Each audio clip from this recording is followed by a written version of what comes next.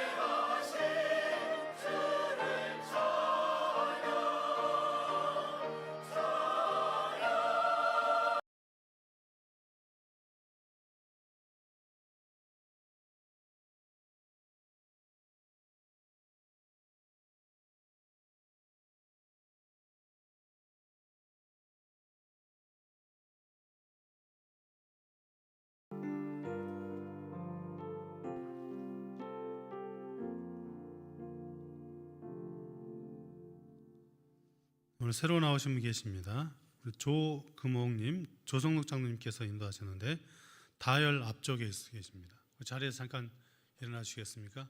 네, 박수로 환영하겠습니다. 고맙습니다. 기도드리겠습니다. 하나님 아버지, 귀하고 복된 성일에 우리 조금옥 귀한 성도님을 보내어 주셔서 감사합니다. 이 이름을 하나님께서 기억하시고 저의 삶을 하나님의 은혜로 풍성하게 채워 주시옵소서. 신앙이 날마다 성장하게 하시고 하나님 나라와 교회를 위해서 아름답고 복되게 쓰임받게 하여 주시옵소서. 주의 전을 드나들며 기도할 때마다 응답하신 하나님 만나게 하여 주시옵소서. 전도한 장로님의 가정과 삶에도 풍성한 은혜를 베풀어 주시기를 바랍니다. 하나님, 오늘도 귀한 예배 가운데 우리 하나님 은혜를 감사하며 예물을 구별하여 우리 아버지 앞에 올려드립니다. 하나님께서 예물을 받으시고 주님의 나라와 영광을 위하여, 복음의 영광을 위하여 사용하여 주시옵소서. 예물 드린 손길에게 하나님께서 복을 주시고 하나님의 채우심 은혜를 경험케 하시고 주신 것들을 나누며 섬기는 은혜도 허락하여 주시옵소서. 하나님 아버지, 복된 주일에 주의 가운데 주님 사랑하는 마음으로, 성도 섬기는 마음으로 아름다운 헌신을 감당하는 모든 손길들을 위해 복의 복을 더하여 주시며 하나님의 영광을 바라보는 아름다운 섬김들이 되게 하여 주시옵소서. 추운 날씨 가운데 사랑하는 우리 부모님들과 교회 어르신들을 주님께 의탁합니다. 건강을 붙들어 주시고 믿음을 굳세게 하여 주시며 매일 천국의 소망이 더욱더 확실하게 하여 주시옵소서. 우리의 자녀들이 믿음 안에 살게 하시고 하나님의 영광이 도구로 쓰임받게 하시며 거친 세상 속에서도 하나님의 나라를 세워가는 아름다운 삶을 살게 하여 주시옵소서. 오늘도 우리에게 귀한 말씀을 주시니 감사합니다. 하나님 아버지, 말씀 앞에 우리의 마음을 내어드리오니 성령의 은혜로 충만케 하여 주시고 은혜와 생명의 말씀이 우리의 심장 가운데 새겨지게 하여 주시옵소서. 심히 미약하고 부족하고 허물 많은 종을 주께서 은혜로 덮어주셔서 하나님의 말씀을 바르게 전할 수 있도록 도와주시옵소서. 예수님의 이름으로 기도하옵나이다. 아멘. 할렐루야. 네, 복된 주일입니다. 하나님의 크신 은혜가 이 주일 예배 자리에 나온 우리 모두 가운데 풍성하게 넘치기를 주님의 이름으로 축복합니다. 여러분, 질서를 잘 지키시는 편이십니까? 혹시 새치기 해보셨습니까? 지금은 이제 인터넷으로 다 구매를 하기 때문에 그런 일이 없지만 제가 80년대 후반에 이제 고향 내려가는 기차표를 구매하기 위해서 밤을 새웠던 적이 있습니다. 용산역에서만 그 기차표를 판매했는데 용산역 앞이 지금은 너무 초현대식으로 바뀌었지만 그때만 해도 용산역 앞은 굉장히 넓은 광장이 있었습니다. 그리고 그 광장에 예를 들면 호남선은 몇 일, 경부선은 몇 일, 전라선은 몇 일, 장항선은 몇 일 이렇게 날짜가 정해지고 그 날짜에 맞춰 나오면 고향에 명절에 고향 내려가는 기차표를 구매할 수가 있었습니다. 그때가 구정 기차표를 예매했더라고 기억이 되는데 기차표를 예매하려 간다고 하니까 미리 서울에서 계셨던 누님들이 당일날 일찍 가면 기차표를 구매하지 못한다. 그 전날 가야 기차표를 구매할 수 있다라는 말씀을 해주었기 때문에 동생과 함께 기차표를 예매하기 전날 용산역에 도착했습니다. 용산역에 마침 고모님 댁이 있어서 동생과 제가 번갈아서 잠을 자기로 하고 기차표를 구매하려고 용산역 앞에 갔는데 벌써 제 앞에 이미 많은 사람들이 장사진을 치르고 있었습니다. 지금은 상상할 수 없었지만 군데군데 모닥불을 펴고 모닥불가에 앉아서 기차표를 끊기 위해서 기다리는 사람들이 있었죠. 다음날 아침 9시부터 기차표를 예매하였는데 제가 줄을 서고 보니까 이렇게 줄이 몇 군데가 있었어요. 한 줄, 두 줄, 세 줄, 네 줄, 몇 줄 있었는데 그리고 그 줄마다 한 줄에 10명씩 이렇게 앞으로 있었고 그 줄이 제 앞으로 훨씬 더 한 10몇 줄이 있었던 것 같습니다. 그러니까 제가 기차표를 끊으려면 제 앞으로 제 줄에만 해도 100명 이상이 지나가야 제가 기차표를 끊을 수 있었습니다. 벌써 방송에서 좌석은 다 예매가 되었습니다 라는 방송이 나왔고 이제 입석을 끊어야 되는데 입석도 저한테 차례가 올지 몰라 안절부절하고 있는데 그때 그 많은 사람들을 통제하는 인원들이 있었습니다. 누가 통제를 했냐면 지금은 사라진 전투경찰, 전경들이 통제를 해야 됐어요. 왜냐하면 그러지 않으면 기차표를 끊기 위해서 이렇게 질서가 지켜지지 않았기 때문입니다. 내 입석표를 끊을 수 있을까 고민하고 있던 그때 누군가가 저의 이름을 불렀습니다. 김일아. 깜짝 놀라서 보니까 전투경찰 중에 저의 고향 선배가 있는 거예요. 저를 부르더니 기차표 필요하지? 그래서 필요하다고 그랬더니 저쪽으로 이렇게 으슥한 데로 들어가더니 호주머니에서 입석표 2장을 이렇게 꺼내주는 것입니다. 그래서 제가 돈을 지불하고 입석표를 들고 이제 고향 내려갔던 그런 기억이 있습니다. 그때 그 쾌감을 말로 할 수가 없더라고요. 서울에서 미국에서 공부하고 목회를 미국에서 하시다가 이제 다시 한국에 들어와서 목회하시던 어떤 분의 이야기를 읽은 적이 있습니다. 수도권에서 목회를 하지 않았고 수도권 근처에서 목회를 하다가 수도권에 있는 목사님께서 어디서 만나자라고 해서 그 알려준 대로 이제 차를 탔는데 마침 가야 할 곳이 지하철을 타야 하는 그런 노선이었습니다. 지하철을 이렇게 타라고 해서 지하철 표를 끊고 지하철을 탔는데 사람들이 붐벼 있었고 앉을 자리가 없었습니다. 그래서 먼 길 가야 하니 혹 자리가 날까 해서 길게 앉아있는 사람들 앞에 손잡이를 잡고 서 있었습니다. 한참을 가다 보니까 일행이었던 2사람이 그 앞에서 목사님 앞에서 자리가 일어났고 빈 자리가 생겨서 이제 하나님께서 나에게 좋은 자리를 주셨구나 라고 하는 마음으로 앉으려고 하는데 어디선가 누군가의 가방이 날라 들어왔고 자기가 앉으려고 했던 자리에 가방이 턱 앉으니까 저 빈자리에 앉아야지 라고 해서 빈자리에 앉으려고 했는데 어떤 아주머니 한 분이 도저히 생각할 수 없는 빛의 속도로 그 빈자리를 앉았고 이렇게 외쳤습니다. 김권사 여기 자리 있어. 네, 오늘은 질서에 대한 말씀을 함께 나누고 싶습니다. 사실은 이 말씀을 나누기 위해서 준비하기 위해서 굉장히 고민이 되더라고요. 어떻게 설교를 해야 될까? 어떻게 설교를 시작해야 될까? 제가 예전에 학교 다닐 때, 대학 다닐 때 읽었던 지금은 이제 원로 목사님 되신 지구촌 교회 이동원 목사님께서 설교했던 내용이 기억이 났습니다. 그 책을 서재에서 뒤져서 찾아보고 그 내용을 많이 참고하면서 오늘 말씀을 준비했기 때문에 혹시 들으면서 저거 예전에 내가 들었던 말씀인데 라고 하시다면 제가 미리 밝혔습니다. 그 목사님 설교를 많이 참고하였다라고 말씀을 드립니다. 오늘 말씀에 보면 사도 바울이 이렇게 말합니다. 40절에 모든 것을 품위 있게 하고 질서 있게 하라. 함께 읽겠습니다. 모든 것을 품위 있게 하고 질서 있게 하라. 이 말씀의 배경은 이렇습니다. 언젠가 제가 설교할 때 말씀드린 기억이 있는데 지금 우리가 드리는 이 예배 형식은 종교개혁 시대 이후에 만들어졌다라고 말씀드렸습니다. 그러니까 이전에 이 사도행전 시대 오늘 말씀이 기록된 이 고린도전서 이때 당시의 상황은 지금 이런 예배와 같지 않았습니다. 사도로부터 말씀을 들었던 어떤 교회 지도자들 때로는 사도들이 기록하여 준 그 편지 오늘 우리가 읽고 있는 성경 그 말씀을 누군가가 읽거나 또 들었던 말씀을 들려주면 그 말씀이 끝나고 나면 그 다음에 누군가가 저는 이런 은혜를 받았습니다 라는 방식으로 순서 있게 간증을 하거나 또 말씀을 나누는 그러니까 오늘날로 말하자면 약간 셀 모임과 같은 그런 방식의 예배가 드려졌습니다. 그런데 이 고린도 교회는 우리가 잘 알고 있는 것처럼 은사가 굉장히 풍성한 교회였습니다. 그러니까 은사가 있다 보니까 은사를 받았던 사람들이 이런 예배의 질서를 무시하고 불쑥 튀어나가서 그런 예언을 갑자기 하고 또 방언을 말하기 시작하는 것입니다. 근데 그 일을 주도적으로 했던 사람이 누구인가? 여성들이었다는 것이죠.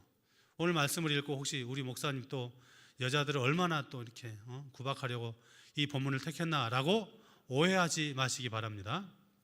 그때 당시에 오늘날 우리 교회도 이렇게 은사에 또 민감한 분들이 보편적으로 남성보다는 여성이 훨씬 더 민감하죠. 또 은혜 받을 때도 여성들이 훨씬 더 빨리 받고 그런 것 같습니다. 그때도 그랬던 것 같습니다. 그래서 교회 안에 이런 은사를 다양하게 가지고 있던 사람들이 질서를 따르지 않고 자기 하고 싶은 말을 불쑥불쑥 던지니까 예배가 잡히질 않는 것입니다. 그래서 사도는 그런 은사를 함부로 말하지 말아라. 질서에 어울리지 않는다라고 말하고 있습니다. 우리가 읽었던 말씀 앞에 보면 예언과 방언을 금하는 것처럼 말씀이 나오기도 하지만 실제로 사도 바울이 예언과 방언을 금하지 않았죠. 오히려 39절 말씀에 보면 예언과 방언을 권면하는 그런 내용들이 있는 것을 볼 수도 있습니다. 지금 사도가 문제 삼고 있는 것은 무질서함과 무례함입니다. 그러면서 이렇게 말하죠. 하나님은 질서의 하나님이시다. 우리 하나님께서 교회를 세우실 때 어디에 세우셨냐면 세상의 한복판에 세우셨습니다. 그 세상은 어디입니까? 이웃이 함께하는 곳, 가정이 함께하는 곳, 직장과 삶이 함께하는 바로 그것에 교회를 세우셨습니다. 그리고 주님이 말씀하십니다. 너희는 세상의 빛과 소금이다. 그러므로 우리가 우리의 빛됨과 소금의 역할을 잘 감당해낼 수 있는 것은 어디입니까? 세상의 한복판에서 그 사명을 감당해야 한다는 것입니다. 그 세상의 한복판에서 우리가 부름받은 그리스도인으로 빛으로 소금으로 살아가는 여러 가지 신앙의 덕목이 있겠지만 오늘은 특별히 본문 말씀을 중심으로 질서와 관련되어 함께 말씀을 나누도록 하겠습니다. 우리가 세상을 살아가면서 질서를 배우는 가장 첫 번째 교육기관은 아마 유치원이나 어린이집이 아닌가 싶습니다. 유치원이나 어린이집에 조금 큰 아이들은 밥을 받으러 갈 때도 선생님의 줄을 따라서 선생님이 가르치는 대로 줄을 서서 밥을 받습니다. 그러지 않는 어린아이들은 책상에 앉아서 선생님이 가져오는 밥을 순서대로 받습니다. 처음 받고 그 다음 자기 순서가 올 때까지 기다렸다가 그 밥을 받습니다. 먼저 달라고 하면 아니야, 순서가 아니야, 순서를 기다려라고 해서 질서를 배우죠. 그리고 학교에 들어가서도 역시 그렇습니다. 그러다가 그 질서를 무시하고 반항하고 싶은 그런 시기가 옵니다. 언제일까요? 아이들의 눈이 돌아가는 사춘기 시절입니다. 사춘기 아이들은 질서를 무시합니다. 자기가 세상의 왕인 것 같습니다. 자기 생각과 자기 경험대로라면 무엇이든지 할 수 있는 때라고 생각하는 그 사춘기가 되면 질서를 무시하죠. 그러다가 이 망나니처럼 뛰어다니는 사춘기 아이를 잠재우는 곳이 등장합니다. 어디일까요? 군대입니다. 군대 가면 모든 사람들이 다 그 질서의 통제 아래 들어가게 됩니다. 그래서 군입대를 하게 되면 제일 먼저 배우는 것이 질서를 지키는 것입니다. 오와 열을 맞추고 구호에 맞춰서 앞으로 가고 뒤로 돌아가고 좌우로 방향을 바꿉니다. 식당에서 밥을 먹을 때도 아무리 바빠도 줄을 서서 밥을 받고 식사를 마치는 것입니다. 질서는 세상이 돌아가게 하는 약속인 반면 그리스도인의 입장에서 보자면 우리가 예수 믿는 사람다움을 드러낼 수 있는, 다시 말해서 매력 있는 세상에 향기를 내는 그리스도인을 드러내는 매우 좋은 방편이 됩니다. 그러므로 우리는 질서를 지키며 살아가야 합니다. 그렇다면 질서를 지키는 것이 왜 중요할까요? 그 첫 번째는 이것입니다. 질서를 지키는 것은 우리가 그토록 사모하는 하나님을 닮아가는 모습이 되기 때문입니다. 오늘 본문 33절 말씀을 우리 함께 읽도록 하겠습니다. 하나님은 무질서의 하나님이 아니시오 오직 화평의 하나님이시니라. 모든 성도가 교회에서 함과 같이. 아멘. 하나님은 무질서의 하나님이 아니시다. 무슨 말일까요? 하나님은 질서의 하나님이시다. 그런 말씀이 되는 것입니다. 질서란 곧 그러므로 하나님을 닮아가는 행위가 되는 것입니다. 우리 주님도 질서를 따라서 일하셨습니다. 질서를 지시하셨고 질서를 지킬 때 또한 일하셨습니다. 우리는 누가복음 9장에서 예수님께서 행하신 오병이어의 기적을 잘 알고 있습니다. 오병이어의 기적을 일으킬 때 그때 모였던 남자 성인이 몇 명이라고 알고 있습니까? 5,000명. 5,000명. 그러니까 우리가 그냥 상식적으로 생각할 때 훨씬 더 많은 10,000명, 15,000명 그 이상의 사람들이 예수님의 말씀을 듣기 위해서 모였습니다. 예수님의 말씀이 길어졌고 식사할 때가 되었습니다.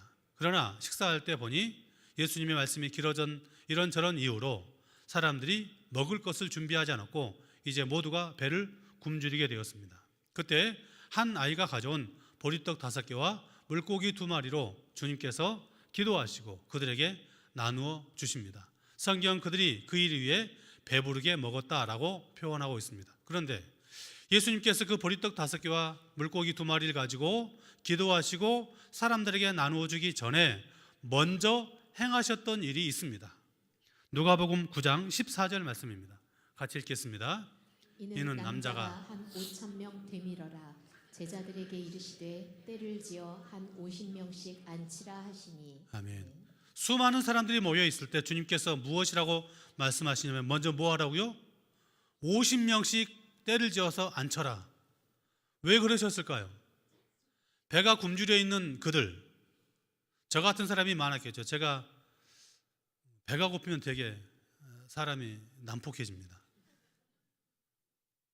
저 같은 사람들이 있으면 자, 먹을 것이 있습니다 라고 할 때 사람들이 어떻게 할까요? 우르르 몰려와서 난장판이 되겠죠. 주님께서 그것을 아시고 50명씩 먼저 앉혀라. 앉히고 난 다음 그들에게 먹을 것을 나누게 하십니다. 그리고 그것을 먹을 것을 다 먹고 난 다음에도 그냥 방치하지 않습니다. 어떻게 합니까? 그 남은 것을 거두어라.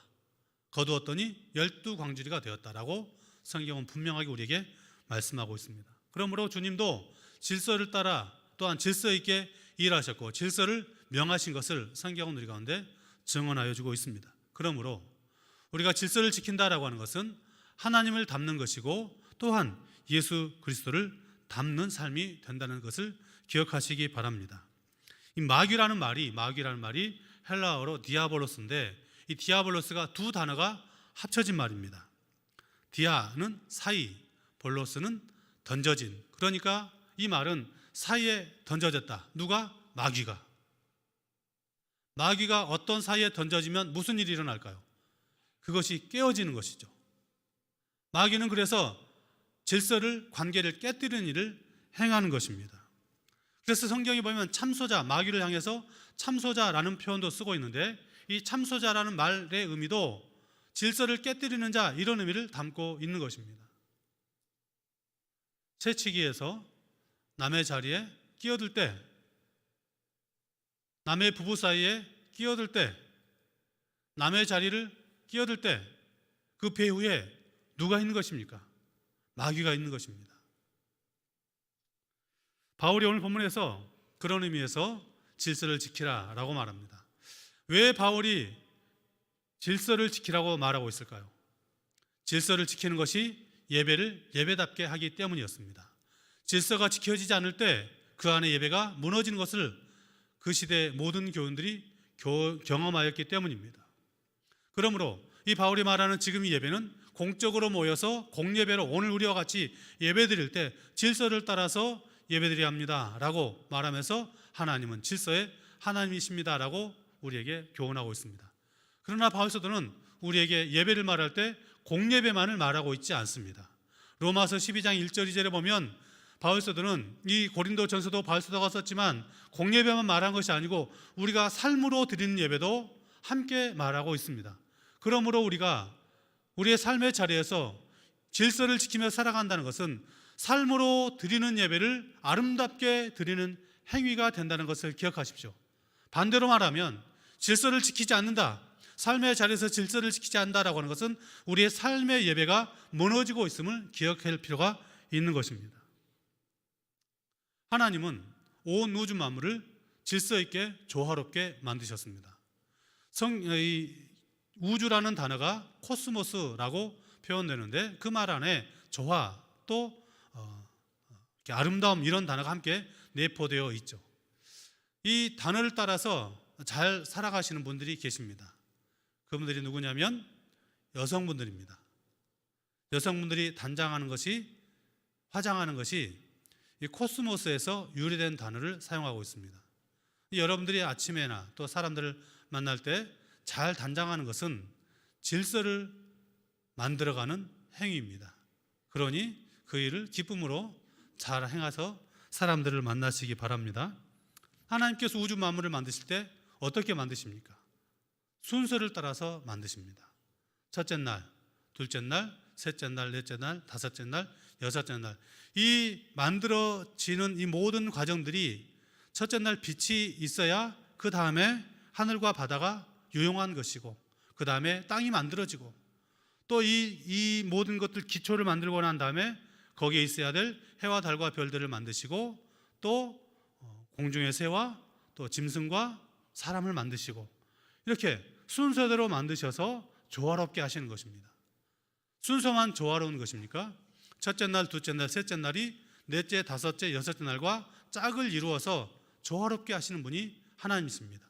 그리고 그 우주 만물 코스모스를 만드신 분이 모든 것들을 만드시고 난 다음에 무엇이라 말씀하십니까? 보시기에 좋았더라, 아름다웠다, 이렇게 성경은 우리에게 말씀하고 있습니다. 그러므로 여러분, 질서를 잘 지키는 것은 조화로운 것이고 그것은 아름다운 것이고 매력이 있는 것입니다. 질서를 잘 지키십시오. 질서를 파괴하는 사람들 보면 어떤 생각이 드십니까? 같이 하고 싶지 않죠. 그 때문에 무너지고 힘들어집니다. 그런데 여러분, 안타깝게도 오늘 우리 시대는 이 질서가 무너진 시대를 살아가고 있습니다. 남녀의 질서가 무너지고 성의 질서가 무너지고 권위의 질서가 무너집니다. 다 자기가 왕이 되어서 내 마음대로 살겠다는 것입니다. 우리도 거기에 휩싸여서 그리스도인 역시도 그런 질서를 무너뜨리는 것을 마치 앞선 사람, 깨어있는 사람, 마음이 통한 사람, 말이 통하는 사람처럼 여겨지는 시대를 살아가고 있습니다. 성경은 우리에게 말씀합니다. 이런 세대를 본받지 말아라. 그러므로 사랑하는 여러분, 오늘 말씀에 있는 것처럼 품위 있고 질서 있게 하여 하나님을 닮아가는 저와 여러분이 될 수 있기를 바랍니다. 두 번째, 우리가 질서를 지켜야 하는 이유는 그것이 바로 이웃을 사랑하는 삶이 되기 때문입니다. 질서를 지키지 않는 것은 누군가의 것들을 도둑질하는 행위입니다. 제가 아까 말씀드릴 때 그 중간에서 입석표 2장을 새치겠다고 말씀드렸습니다. 물론 제 의도는 아니었습니다. 기뻐는 했지만 제 의도는 아니었습니다. 그런데 생각해 보십시오. 그 입석표를 누군가 두 사람이 못 받았겠죠. 그것은 그에게 고향의 부모님을 만나러 가기 위해서 입석표라도 구매하기를 원하여서 그 긴 밤을 지새웠던 누군가의 시간과 마음을 빼앗는 행위가 되는 것이죠. 새치기 하는 것이 그렇습니다. 남의 자리를 빼앗는 것이 바로 그렇습니다. 주차장의 자리를, 남의 주차장의 자리를 함부로 빼앗는 것, 그의 마음과 시간을 빼앗는 행위가 되는 것입니다. 질서를 깨뜨리고 내 마음대로 살고 싶은 것, 그 마음 한편 안에 내 욕망을 추구하고 싶은 못된 이기심이 자리하고 있는 것입니다. 성경은 우리에게 이웃을 사랑하라 라고 말씀합니다. 하나님을 사랑하고 이웃을 사랑하라고 말씀하십니다. 이웃을 사랑한다 라고 말할 때 그 사랑이 뭘까요?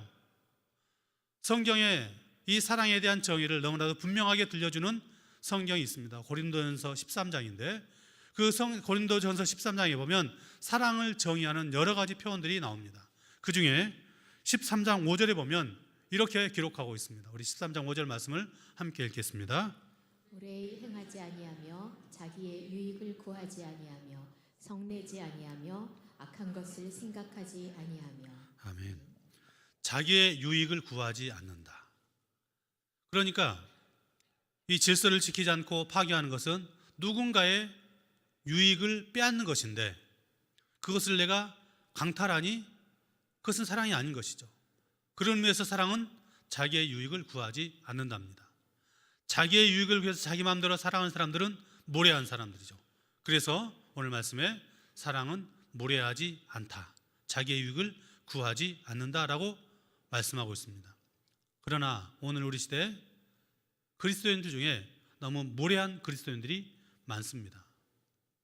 우리가 가진 바 그 진리, 구원과 관련된 진리가 독특하고 결코 양보할 수 없기 때문에 그것을 지키기 위해서는 결코 타협할 수 없지만 혹시 그것 때문에, 그 진리에 대한 마음 때문에 세상을 살아가는 우리의 마음도, 세상 속에서 살아가는 우리의 마음도, 삶의 모습도 독선적이고 남을 배려하지 않고 교회만 우선이면 되고 예수 믿는 우리만 먼저이면 된다라고 하는 혹시 그런 무례한 마음을 가지고 살아가고 있는 것은 아닌지.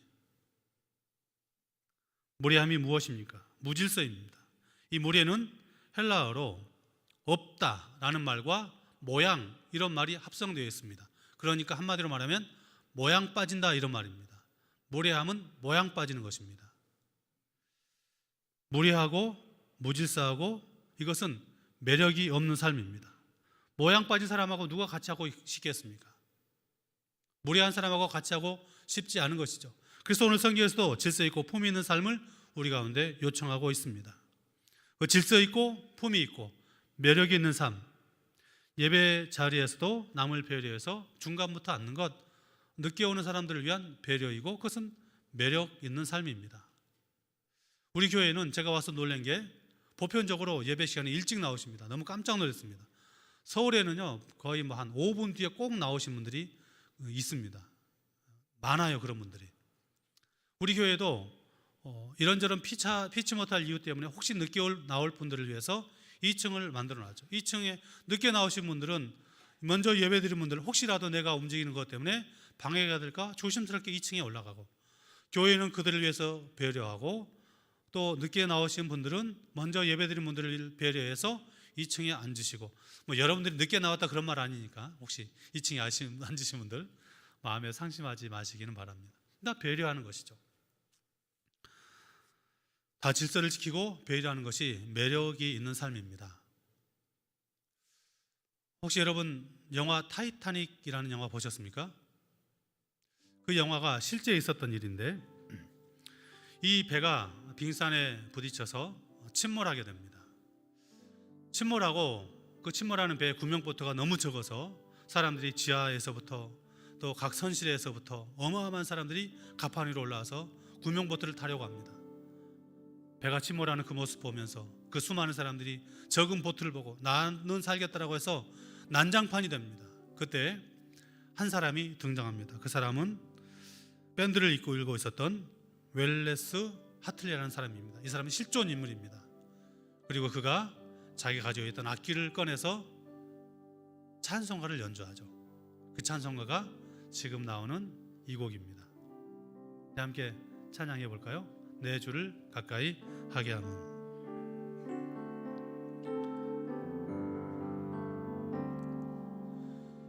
내 주를 가까이 하게 함은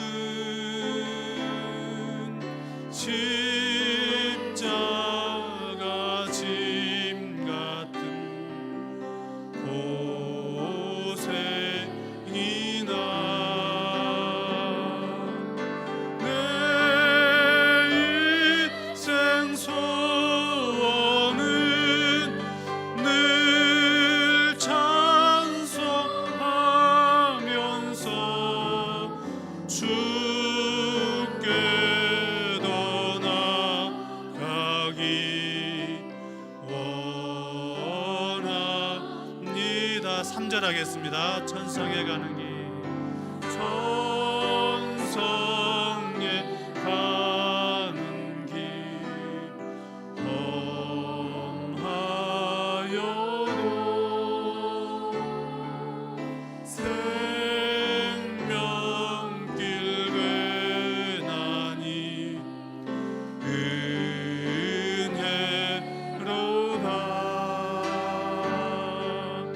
천사 날 부르니 늘 찬송하면서 주께 더 나아가기 원합니다.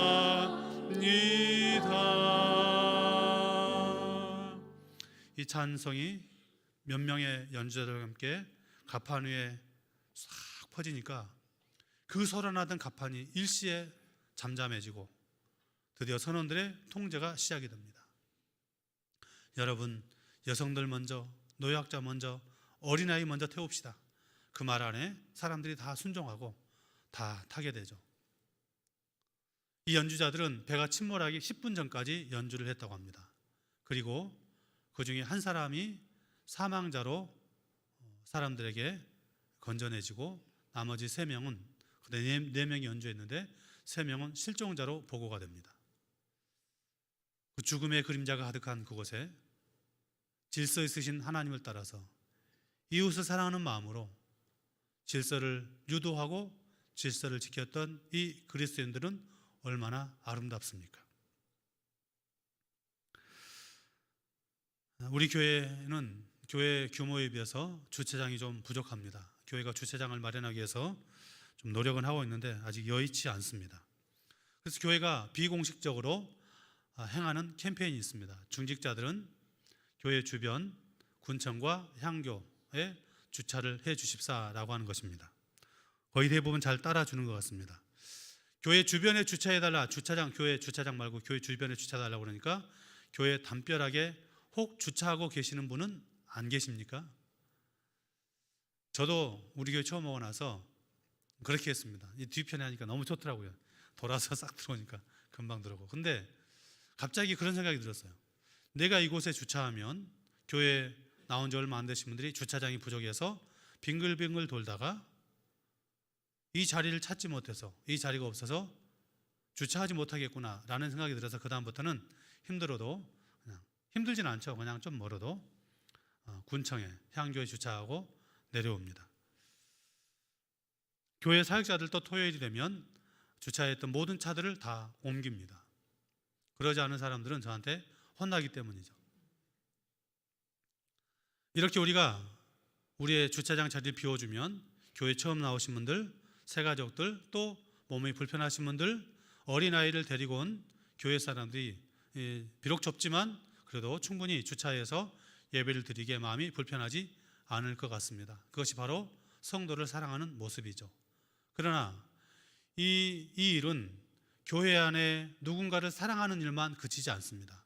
우리가 교회 주변에 주차하지 않으면 그것은 우리의 주변 이웃들을 사랑하는 모습이 됩니다. 주일이 되면 우리 교회 차 때문에 교회의 이 주변의 사람들이 드나들고 어딘가를 갈 때 불편함을 겪는다는 그런 얘기를 자주 듣습니다. 서울 같으면 주변에 군청이라든가 향교라든가 미술관 주차장 다 돈 내고 주차해야 되는데 우리 교회는 서울로 말하자면 주차장에 노른자 위에 서 있습니다. 왜 그걸 활용하지 않을까요? 잘하고 계시지만 혹시 이 말씀 듣고 나도 그래 누군가를 위해서 또한 우리의 이웃들을 위해서 교회 주변이 아닌 조금 더 일찍 나와서 거기에 세우고 와야지. 그런 마음으로 5분만 일찍 준비하시면 우리는 충분히 그렇게 할 수 있습니다. 이것이 이웃을 사랑하는 좋은 모습 아닐까요? 성경은 우리에게 이렇게 말합니다. 내 몸을 불사르게 내어준다 할지라도 사랑이 없으면 아무것도 아니다. 우리가 우리의 이웃들을 사랑한다는 것은 우리가 가진 어떤 것을 나누어 주는 것으로도 가능하지만 저는 그것보다 더 중요한 것이 무례히 행치 않는 것, 자기의 유익을 구하지 않는 것으로 나타난다고 믿습니다. 설교를 준비하면서 언젠가 읽었던 책들이 생각이 났습니다. 책을 찾을 수 없어서 그때 그 기억을 더듬으면서 제가 만든 구절이 이런 구절입니다. 문장입니다. 무엇을 할까보다 무엇을 하지 말아야 할까를 생각하라. 내가 우리의 이웃들을 위해서 무엇을 할까? 무엇을 나눠줄까? 그것보다 우리의 이웃들을 불편하게 하지 않을 것이 무엇일까를 생각하고 그것을 행하면 그것은 우리의 이웃들을 보이지 않게 사랑하는 너무 아름다운 모습이 되지 않을까? 죄가 무엇일까요? 죄는 질서를 깨뜨린 것이었습니다. 하나님과 우리 사이의 질서, 사람과 사람 사이의 질서, 우주 만물의 질서를 깨뜨렸습니다. 악하게 하였습니다. 우리 주님께서 이 질서를 회복하기 위해서 이 땅에 오셨고 십자가 위에서 죽으심으로 질서를 회복시켜 주셨습니다. 그런데 혹시 우리가 그 질서를 또다시 파괴하고 살아가고 있는 것은 아닐까요? 그렇다면 오늘 우리가 구원받은 백성으로서 하나님을 닮아 그리스도를 닮아 하나님을 사랑하고 이웃을 사랑하는 모습으로 질서 있는 삶을 살아갈 때 우리는 세상에 매력 있는 그리스도인으로 분명하게 드러날 것입니다. 저와 여러분이 우리를 사랑하신 하나님의 사랑을 알아 매력 있는 그리스도인으로 질서를 잘 지켜나가는 그런 착한 성도들이 될 수 있기를 주님의 이름으로 축복합니다. 기도하시겠습니다. 함께 기도할 때 욕심과 욕망으로 질서를 무너뜨리고 있는 우리는 아닌지 돌아보고 질서를 잘 지킴으로 이웃을 사랑하고 하나님을 사랑하는 삶을 잘 살아가도록 도와주옵소서. 배려하고 양보하는 그 삶을 통해서 매력 있고 품위 있는 그리스도인으로의 삶을 잘 살아가게 해달라고, 또한 몸이 아픈 환우들과 우리 다음 세대 교육부의 겨울 사역을 위해서 다 같이 주여 한번 부르시고 기도하시겠습니다. 주여, 하나님 아버지, 죄악 가운데 깨어져 있는 우리 하나님께서 사랑하셔서 우리를 살려주시고 회복시켜 주시고 아버지 은혜의 자리에 살게 하시니 감사합니다. 그러나 아버지는 우리가 욕심과 욕망에 붙잡혀 질서를 무너뜨리고 있는 것을 아닌지 다시 한번 돌아보게 됩니다.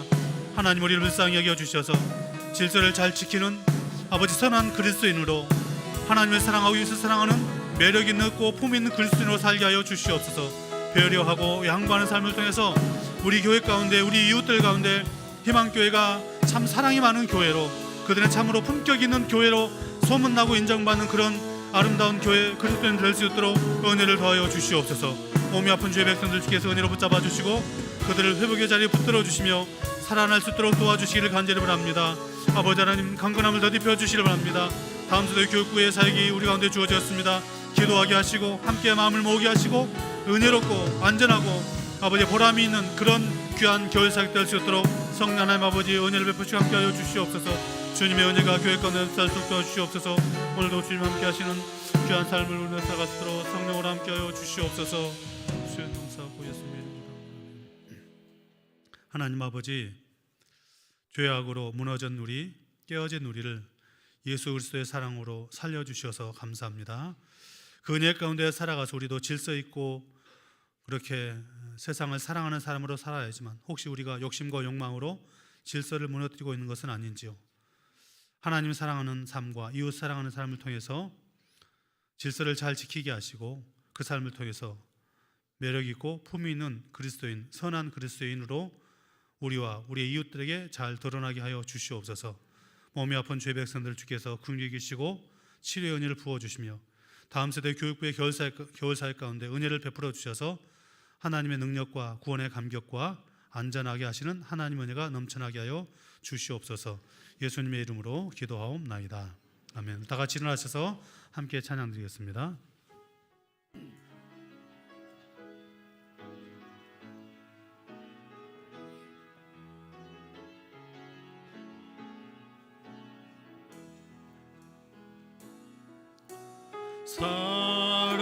사람이 주목이기보다 사랑이 넘치는 교회 섬김을 원하기보다 섬김의 기쁨 알아가는 교회 세상이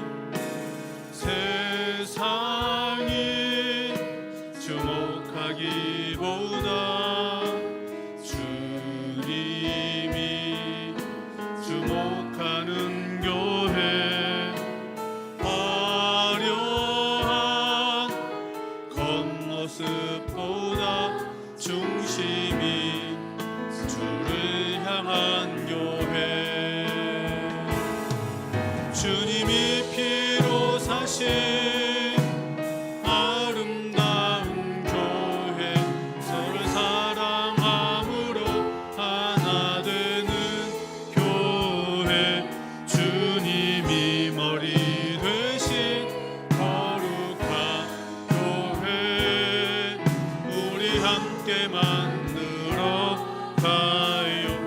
작은 생각보다도 내 작은 생각보다도 하나 되매 소중함 많은 교회 세상에 알려지기보다 서로가 깊이 아는 교회 주님이 피로 사신 아름다운 교회 서로 사랑함으로 하나 되는 교회 주님이 머리 되신 거룩한 교회 우리 함께 만들어 가요. 아멘.